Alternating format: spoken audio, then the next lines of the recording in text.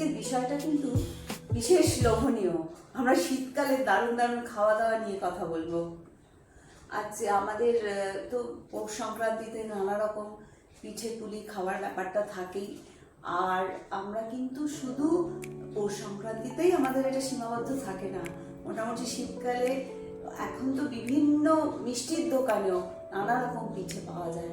এটা একটা বাঙালিদের ঐতিহ্যপূর্ণ খাবার, ওটা আমরা কিন্তু ভীষণ আনন্দ করে খাই এবং আমাদের এটা খুব ভালোও লাগে, তাই না রে? হ্যাঁ, অ্যাকচুয়ালি কি বলতো, আমি আরেকটা জিনিস দেখেছি, এখন অনেক কিছু ইম্প্রোভাইজ করা হয়েছে।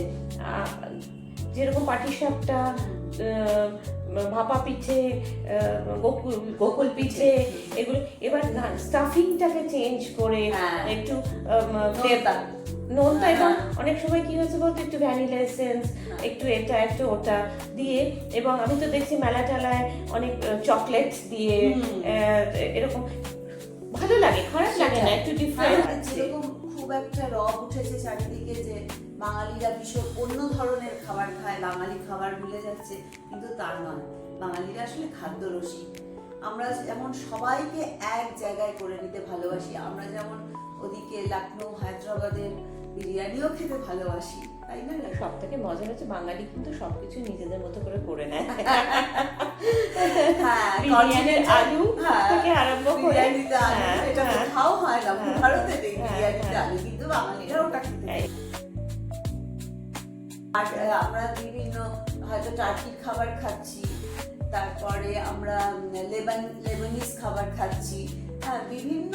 তাছাড়া আমি তো দেখলাম টার্কিতে গিয়ে বাকলাভাটা অনেকটা আমাদের লোকে হয়তো শুনে কি ভাববে না, তোমরা জানি না তোমরা কি ভাববে, আমার পুরীর পুরো লেয়ার অফ পুরীর গজা।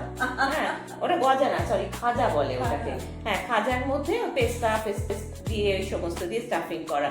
হ্যাঁ, আমি বলেছিলাম বলে সবাই ভীষণ হেসেছিল।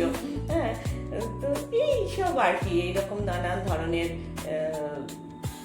বাঙালিরা খেয়ে আর খাইয়ে ভীষণ আনন্দে থাকে, এটার তো কোনো তুলনাই নেই। বিভিন্ন আমরা কবির লেখায়, বিভিন্ন সাহিত্যে, উপন্যাসেও এগুলো আমরা পেয়েছি। মিষ্টির মল হয়ে গেছে, 4তলা 5তলা শুধু মিষ্টির মল। আজ এই অবধি থাক, অনেক গল্প হলো, আবার আসবো ফিরে, শুধু তুমি আসবে বলে। ভালো থেকো, ভালো রেখো।